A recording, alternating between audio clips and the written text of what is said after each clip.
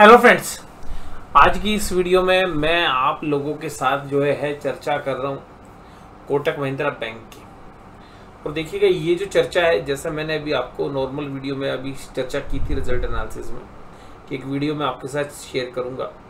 तो देखिएगा, अभी ये जो वीडियो है मैं आप अल्फा एम्बस के साथ शेयर कर रहा हूँ। और देखिएगा, यहाँ पर मैं पहले डिस्क्लोजर दे दूँ, ये मेरे पास पर्सनल पोर्टफोलियो के अंदर ये शेयर है और इसमें मेरा जो नज़रिया है वो ट्रेडिंग का ज़्यादा है और इन्वेस्टमेंट का कम है।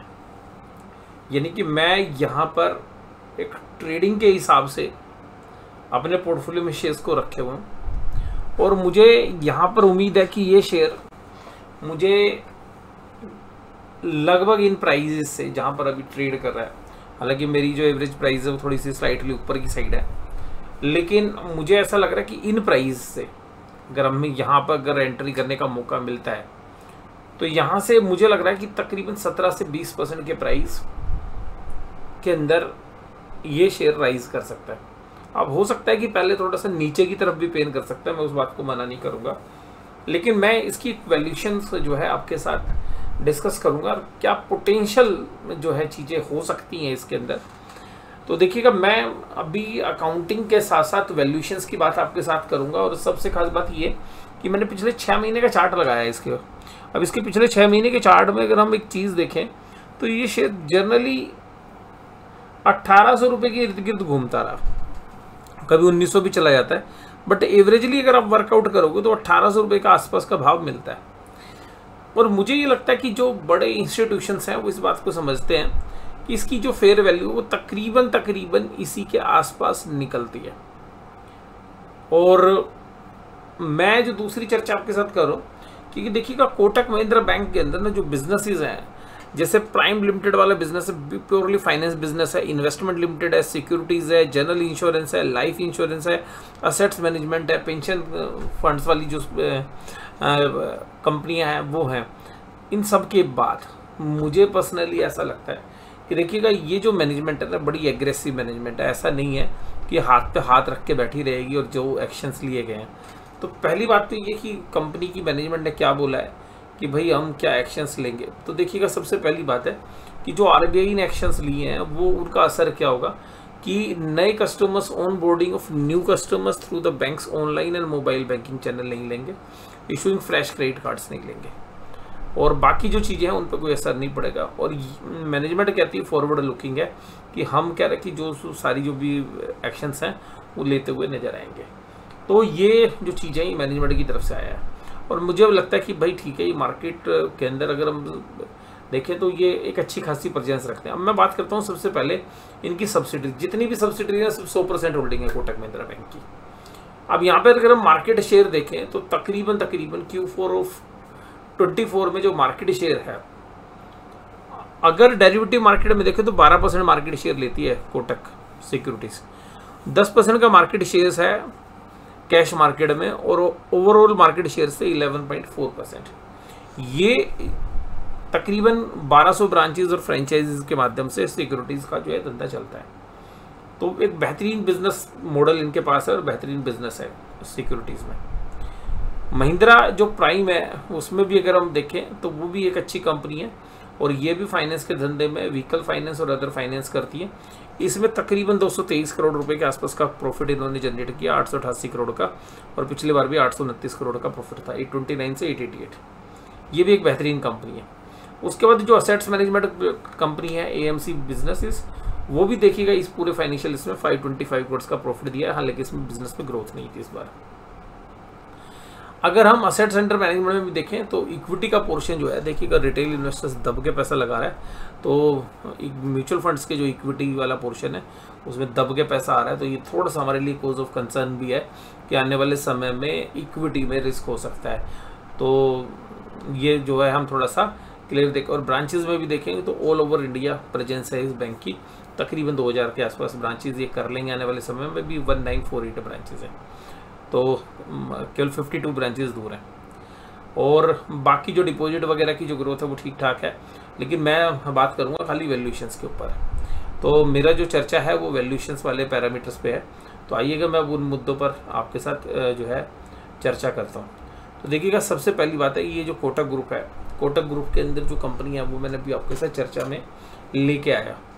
अब इसमें जो मेजर कंपनीज हैं जहाँ पर मेजर प्रॉफिट ये जनरेट कर रहे हैं, तो मैं सबसे पहले लेके आता हूँ आपको कि भाई कौन सी वैल्यूशंस रीजनेबल हो सकती हैं। देखिएगा, ये लाइफ इंश्योरेंस बिजनेसेस हैं और इंडिया के अंदर लाइफ इंश्योरेंस LIC को छोड़ देते तो जो प्राइवेट इंश्योरेंस हैं उनकी जो PE रेशियोज है जनरल इंश्योरेंस में तो 76 पर SBI लाइफ है, 77 पर HDFC लाइफ है और ICICI Pru 97 पे है। हम इससे भी नीचे की वैल्यूशंस देंगे। अगर हम AMC के बिजनेस में बात करें तो HDFC AMC 42 की P पे ट्रेड कर रही है और निप्पॉन 34 की, हम इससे भी नीचे की वैल्यूशंस लेंगे। और अगर हम बात करें सिक्योरिटीज बिजनेस में तो ICICI सिक्योरिटी 14 पे कर रही है, लेकिन इसका रीजन ये क्योंकि इसका मर्जर हो रहा है बैंक के साथ। बट अब मेजरली अगर हम यहाँ देखें तो इस तरीके की जो कंपनीज हैं वो 20 के आसपास की PE रेशो जनरली जनरेट करती हैं। लेकिन नुवामा वेल्थ जो है 34 पे ट्रेड कर रही है, बट हम उसी के आसपास लेंगे। अब देखिएगा, अगर इन वैल्यूशंस की अगर हम चर्चा करें आपके साथ तो ये वैल्यूशंस कहाँ निकल कर आती हैं। देखिएगा, सबसे पहली बात है कि जो बैंक का बिजनेस है वो बिजनेस आपका है जो प्रॉफिट दे रहा है वो दे रहा है 10,939, यानी कि 10,939 करोड़ के जो प्रॉफिट है पिछले साल थे और इस बार थे 13,782। अगर इन प्रॉफिट्स को हम 17 की PE रेशियो देते हैं मतलब प्रॉफिटेबिलिटी के बेस पे तो 2,20,000 करोड़ के आसपास की वैल्यू खाली प्योर बैंक की बनती है, बाकी सब्सिडियरीज को हटा दे दो। अब ये जो बैंक है ये अभी 3,08,000 करोड़ की मार्केट कैप पर ट्रेड कर रहा है जो करंट भाव है उसके हिसाब से। उसके बाद है कोटक महिंद्रा प्राइम का जो बिजनेस है 888 है। तो ये जो बिजनेस अगर हम इसको 15 की भी PE रेशियो देते हैं, मैं 20 भी नहीं ले रहा, 25 भी नहीं ले रहा, कंजर्वेटिव ले रहा हूँ, 15 की भी तो 13,320 करोड़ रुपए का बिजनेस है 13,320 का। कोटक महिंद्रा इन्वेस्टमेंट की बात करें तो 514 करोड़ का प्रॉफिट है इस बिजनेस में और तकरीबन इसमें 20 की PE जो है जस्टिफाई है, तो 20 की PE हमने ली है। उसके बाद अगर हम बात करें कोटक सिक्योरिटीज तो देखिएगा, मैंने कहा ना सिक्योरिटीज हम कम वैल्यूशंस ले रहे हैं तो 12,260 की है और इसमें अगर हम BSS माइक्रो फाइनेंस है 383, तो BSS माइक्रो फाइनेंस के अंदर 383 है, 383 करोड़ का प्रॉफिट है, उसको भी हम 20 की PE रेशियो दे रहे हैं 7660, तो ये 7,660 करोड़ की कंपनी हम मान के चल रहे हैं। और अगर हम बात करें इसके बाद कोटक सिक्योरिटीज की तो कोटक सिक्योरिटीज को हम 25 की PE रेशियो दे रहे हैं और 30,000 करोड़ की कंपनी हम ये मान के चल रहे हैं कि ये कंपनी है। उसके बाद देखिएगा, अगर हम बाकी बिजनेसेस की बात करें तो आगे की जो बिजनेसेस हैं वो कौन से बिजनेसेस हैं, उन बिजनेसेस में 215 करोड़ के प्रॉफिट है कोटक महिंद्रा कैपिटल में, 689 करोड़ के हैं लाइफ इंश्योरेंस में, जनरल इंश्योरेंस की मैं बिजनेस वैल्यू अलग से ले लूँगा और AMC बिजनेस की 525। तो इन वैल्यू को अगर हम देखें तो हम 15 की PE दे रहे हैं। जो पहला बिजनेस है हमारा वो बिजनेस है कोटक महिंद्रा कैपिटल का। और उसके बाद अगर हम बात करें लाइफ इंश्योरेंस की तो लाइफ इंश्योरेंस हम 60 की PE दे रहे हैं, जबकि दोनों लाइफ इंश्योरेंस कंपनी 70 से 80 की PE रेशियो पे ट्रेड कर रही हैं। और इसी तरीके से जो बिजनेसेस हैं हमारा AMC का उसको हम 30 की PE वैल्यूशन दे रहे हैं, जबकि वो 40 के PE पे चल रही हैं। और जो बाकी मिसलेनियस बिजनेस है जितनी भी सब्सिडरी है इंक्लूडिंग जनरल इंश्योरेंस अकेली 20,000 करोड़ की, बट मैं सारी मिला के ले रहा हूँ 20,000 करोड़ की, इन सब की वैल्यू लोगे आप 362 करोड़ रुपीज़ वैल्यू बनती है सम ऑफ पार्ट्स। अब आप कहेंगे कि सर होल्डिंग कंपनी डिस्काउंट भी तो आपको लेना चाहिए। नहीं, मैं होल्डिंग कंपनी डिस्काउंट इसलिए नहीं ले रहा हूँ क्योंकि मैंने वैल्यूशंस ना लोअर एंड पे ली है। अच्छा, दूसरी बात ये है कि इसमें होल्डिंग कंपनी डिस्काउंट इसलिए भी नहीं ले रहा हूँ क्योंकि जिस तरीके की IPO मार्केट है, मान लीजिएगा वैसे तो ये देखिएगा कोटक महिंद्रा बैंक करेगा नहीं ये सारी चीज़ें क्योंकि अपने अंदर ही समाये हुए हैं, लेकिन मुझे लगता है कि एक टाइम आएगा जब इसमें एक जबरदस्त वैल्यू अनलॉकिंग की संभावना रहेगी, क्योंकि ये जो जितनी भी एसेट्स हैं सब्सिडरीज में कोटक महिंद्रा बैंक की, अगर कोटक महिंद्रा बैंक की मार्केट कैपिटलाइजेशन नहीं बढ़ती है किसी भी कारण से, तो कोटक महिंद्रा बैंक का अगले 6 से 8 महीनों में या 1 से 2 साल के बीच में या तो वैल्यूशंस बाजार उसको प्रॉपरली दे जिस तरीके की वैल्यूशंस पहले मिल रही थी, यानी कि उस केस के अंदर शेयर का भाव 1900 से 2000 होना चाहिए। अगर वो वैल्यूशंस नहीं मिलती हैं तो मुझे लगता है कि ये जितनी भी बढ़िया असेट्स हैं, जितनी भी बढ़िया सब्सिडरीज हैं, ये शेयर बाजार में लिस्ट होती हुई नजर आएंगी। और अगर ये लिस्ट होने लगी तो एक जबरदस्त वैल्यू अनलॉक जो है हो सकती है। तो जिसकी वजह से मुझे ऐसा लगता है कि कोटक महिंद्रा बैंक के रिजल्ट तो इस बार है ही बढ़िया, लेकिन जो ओवरहैंग है उस ओवरहैंग में मुझे जनरली ऐसा फील हो रहा है कि ये जो पिटाई हुई है शेयर्स की, ये ओवरडन है, ज़्यादा कर दी है। और ये कुछ समय के अंदर, महीने, 2 महीने, 3 महीने में जो भी सप्लाई है वो अब्जॉर्व हो जाएगी, और हो सकता है उससे पहले ही हो जाए। और मैं जिस तरीके के शेयर बाजार की वैल्यूशंस देख रहा हूँ, उन वैल्यूशंस के अंदर देखिएगा मेरा काम यही है कि कुछ ऐसे शेयर्स जो अच्छी वैल्यूशंस पर हों वो ढूंढने की कोशिश करो। देखिए कुछ चीज़ें होती है फालतू की बकवास, जैसे फालतू की बकवास है कि कुछ मैनेजमेंट में से चेंज हो गए, लोग चले गए, देखिए उनकी अपनी महत्वाकांक्षाएं होंगी। इस तरीके के बैंक में जो प्रोफेशनल टीम है वो रहती हैं, और नए लोगों को ऐड करना इस तरीके के बैंक में कोई मुश्किल नहीं है। कंजर्वेटिव अप्रोच जो है ये लगा के चलते हैं। एनपीए इनका लोअर साइड पे होता है, जिसकी वजह से थोड़ा सा कंजर्वेटिव, तो पीछे के टाइम में इनकी ग्रोथ उतनी नहीं रही, लेकिन इस साल में भी इन्होंने 20% की ईयर ऑन ईयर ग्रोथ दी है जिस वैल्यूशंस पर ये ट्रेड कर रहे हैं अभी। मुझे लग रहा है हिस्टोरिकली अगर मैं देखूं तो कोटक महिंद्रा बैंक पिछले काफ़ी लंबे समय से जो है अंडर परफॉर्म कर रहा है, और मुझे लग रहा है कि इसका मेन रीज़न जो है इंस्टीट्यूशंस की सेलिंग भी है। बट कुल मिलाकर अगर रिस्क रिवार्ड के एंगल से मैं अगर इस शेयर्स की चर्चा करूं, और जिस तरीके से हमारे पास जो, क्योंकि हम लोग एक प्रॉपर लिक्विडिटी बनाए हुए थे, तो मुझे लग रहा है कि उस प्रॉपर लिक्विडिटी में से काफ़ी जो पैसा मैं डालने की कोशिश करूंगा, और भी कुछ मैं डाल भी चुका हूं।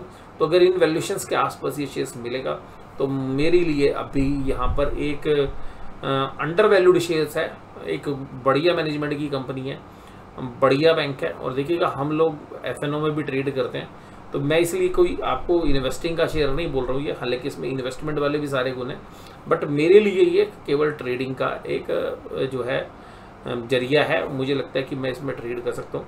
पोजीशंस देखिएगा हमारी, क्योंकि हम शेयर्स बेचेंगे भी खरीदेंगे भी, तो अल्टीमेटली अभी हमें ये अंडर वैल्यूड लग रहा है शेयर्स, और इसमें जो पोटेंशियल है वो अगर हम 20% के आसपास की ग्रोथ देखें तो वही 1850 रुपये के आसपास के भाव आते हैं।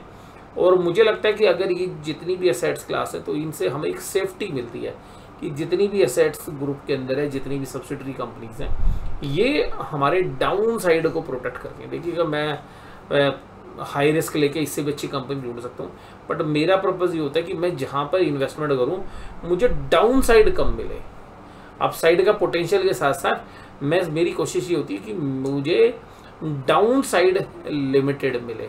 लेकिन शेयर बाजार है, शेयर बाजार रिस्क से भरा होता है, लेकिन हम अपनी तरफ से प्रयास जरूर करते हैं। तो मुझे लगता है कि कोटक महिंद्रा बैंक में डाउन साइड बहुत ज़्यादा नहीं है, और जिन लोगों का नज़रिया है कि यार महीने 2 महीने में पैसे बनने चाहिए, 3 महीने में बनने चाहिए, भाई वो शायद दूर रहें। और दूसरी बात ये है कि जिन लोगों को लगता है कि भाई न्यूज़ चैनल देख के कि वो बता रहे हैं आपको 1450 के भाव होंगे, 1400 के भाव होंगे, तो मैं मना तो नहीं करूँगा, बट वो थोड़ा ज़्यादा एक्साइटमेंट के अंदर मंदी की बात बोलने लगते हैं। जो शेयर गिरने लगता है उसको बहुत ज़्यादा गिराने की बात करते हैं, जो चलता है उसको बहुत चलाने की बात करते हैं। मैं अपने एक रैशनलिटी के साथ बात कर रहा हूँ आपके साथ। मुझे लगता है कि अगर 1450 भी ये भाव आ सकता है, मैं मना नहीं करूँगा, क्योंकि शेयर बाजार है, शेयर बाजार में कुछ भी हो सकता है। बट मुझे जो अपना पर्पज़ है, मैंने आपको बताया कि भाई रिस्क और रिवार्ड के एंगल से मुझे यहाँ पर 1550 रुपये के भाव पे कोटक महिंद्रा बैंक बिल्कुल प्रॉपर कैंडिडेट लग रहा है। और इसमें क्योंकि हम ट्रेड के लिए शेयर्स ले रहे हैं, तो हो सकता है कि अगर हम एक्स्ट्रा शेयर्स लेंगे तो स्टॉप लॉस भी लगा के रखें। तो बट पर्टिकुलरली क्योंकि इसमें एफएनओ की ऑप्शंस भी हमारे पास हैं, तो मुझे ये शेयर हाल फिलहाल में पसंद आ रहा है, क्योंकि मैं आपको पता है कि मैं अपॉर्चुनिटी का इंतजार करता हूँ, बजाय कि हमेशा फुली इन्वेस्टेड रहने के, सारा पैसा बाजार में लगा के और फिर अगर उसमें गिरावट आती रहे, उसको देखने से बढ़िया है कि मैं अपॉर्चुनिटीज़ का इंतजार करता हूँ। और मुझे लगता है कि ये अपॉर्चुनिटी इस समय पर है, और अभी भी हम हाईली कैश की पोजीशंस मेंटेन कर रहे हैं, या डेट फंड्स में या गोल्ड के अंदर। फिर भी जो है मुझे ये जो पोजीशंस है ये पसंद आ रही है, और रिजल्ट के बाद हो सकता है कि कल आपको पिक्चर ही बदलती हुई नज़र आए, और जो लोग सारे मंदी वाले थे वो ट्रैप होते हुए नज़र आ सकते हैं, और ये बैंक एक अच्छी तेज़ी जो है कर सकता है। आज की तारीख है 5 मई 2024।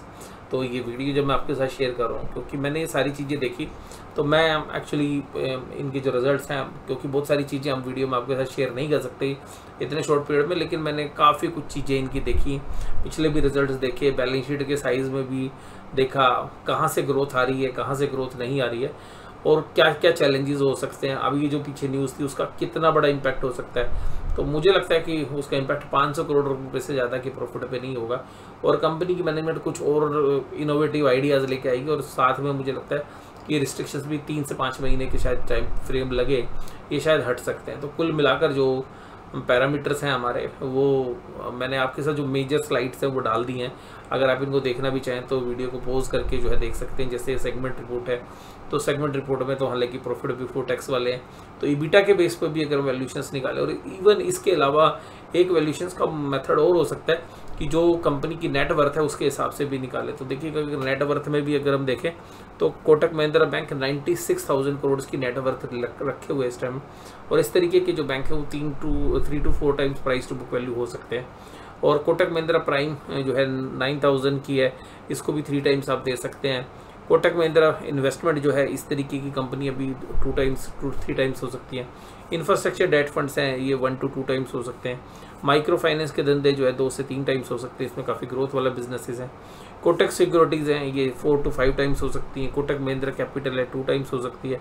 लाइफ इंश्योरेंस बिजनेस तो 10 टाइम्स है प्राइस टू बुक वैल्यू पे, तो वहाँ पर वैल्यूशंस हो सकती हैं। जनरल इंश्योरेंस में 447 है, ये भी 20 से 30 टाइम्स तक जो है वैल्यूशंस हैं, 10 से 15 टाइम तक वैल्यूशंस हैं अगर नेट एसेट्स में देखें तो net assets actually Kotak Mahindra general insurance loss कर रहा है इसलिए कम हो गई हैं।